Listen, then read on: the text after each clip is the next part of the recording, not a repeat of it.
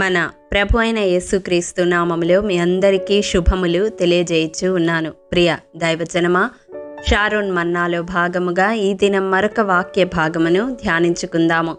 27వ కీర్తన 9వ వచనము, నా సహాయుడవు నీవే. ప్రియ దైవజనమా, మనము దేవుని సహాయము కలిగిన వారముగా ఉండాలి. దేవుని సహాయము కలిగి ఉంటే ఏమి పొందుకుంటాము అని వాక్యపు వెలుగులో మనము ధ్యానించినట్లయితే, దినవృత్తాంతములు 1వ గ్రంథం 5వ అధ్యాయం 22వ వచనం ప్రకారం మన ఎదుట మన శత్రువులు పడిపోతారు. అది అపవాది కావచ్చు, ఈ లోకంలో మనకు విరోధముగా ఎదురాడేవారు కావచ్చు. వారు మన ఎదుట దేవుని సహాయము మనకు ఉంటే పడిపోతారు. వారు నిలువజాలరు. వారు మనతో యుద్ధము చేస్తారు, కానీ విడిపించుటకు దేవుడు మనకు సహాయుడై ఉంటాడు. కాబట్టి వారు మన మీద జయము పొందజాలరు.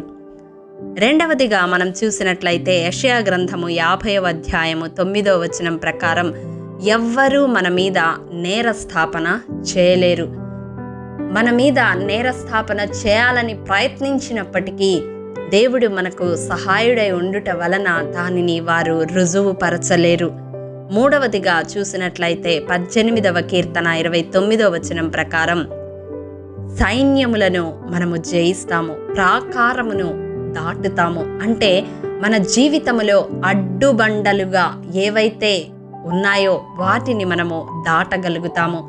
మనము జయించలేని పోరాటాలు ఎదురైనప్పుడు దేవుని సహాయం వలన సునాయాసముగా జయిస్తాము. అవి సమస్యలు కావచ్చు, శోధనలు కావచ్చు, ఎటువంటి పరిస్థితులైనా మనము జయించగలుగుతాము. నాలుగవదిగా చూసినట్లయితే యెషయా గ్రంథము 50వ అధ్యాయం 7వ వచనం ప్రకారం దేవుని సహాయము మనము కలిగి ఉంటే ఎన్నడూ మనము సిగ్గుపడవలసిన అవసరము ఉండదు. అవును, ఆయన శరణుజొచ్చు వారెన్నడూ సిగ్గుపడరని వాక్యము సెలవిస్తా ఉంది. ఐదవదిగా చూసినట్లయితే 86వ కీర్తన 17వ వచనం ప్రకారం దేవుని సహాయం వలన మనకు ఆదరణ దొరుకుతుంది. సమస్త జ్ఞానమునకు మించిన ఆయన సమాధానము మన హృదయాలను ఆదరిస్తుంది.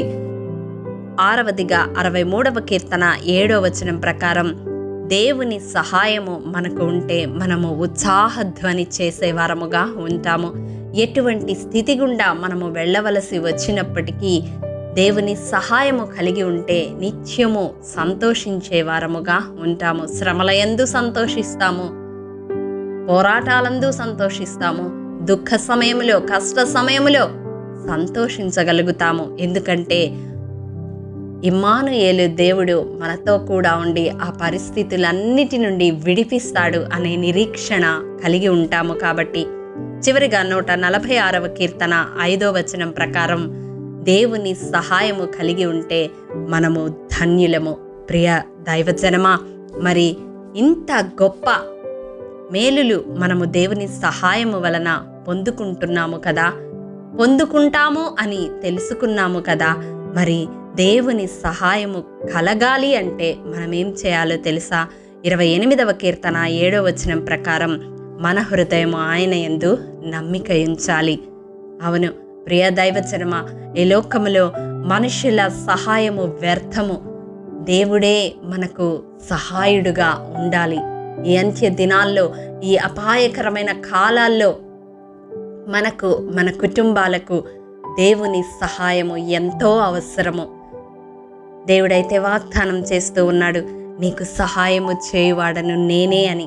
మరి ఆ సహాయము అందుకొనడానికి దేవుని యందు నమ్మిక ఉంచే వ్యక్తిగా జీవిస్తావా? ఒకవేళ అటువంటి తీర్మానం తీసుకుంటే ఈ ప్రార్థనలో ఏకీభవించు. మమ్మల్ని మిక్కిలిగా ప్రేమించిన మా ప్రియ పరలోకపు తండ్రి, నీ పరిశుద్ధ పాదములకు వందనములు. దేవా, విత్తబడిన వాక్యమును ప్రతి హృదయములో నూరంతలుగా ఫలింపచేయండి. నీవు సహాయుడుగా ఉంటే మేము ఎట్టి మేలులు పొందుకుంటామో 7 మీరు బయలుపరిచినారు. నా దేవా, అట్టి ధన్యత మేము పొందుకొనడానికి మా హృదయములో నీ యందు నమ్మిక ఉంచి నీ సహాయమును పొందుకొనడానికి మా అందరికీ మీ ఆత్మ నడిపింపును దయచేయండి. అయ్యా, నీకు సహాయము చేయువాడు నేనని వాగ్దానం చేస్తున్న దేవుడవు. అవును తండ్రి, మా సహాయకర్తవు నీవు ప్రభువా. నీ వైపు కనులెత్తి చూస్తూ ఉండగా నీ కుడి చేతిని నిత్యము మాకు సహాయముగా ఉంచి సదాకాలము మమ్మల్ని నడిపించమని యేసు అతి పరిశుద్ధ నామం పేరట అడిగి పొందుకొని ఉన్నాము తండ్రి. ఆమేన్.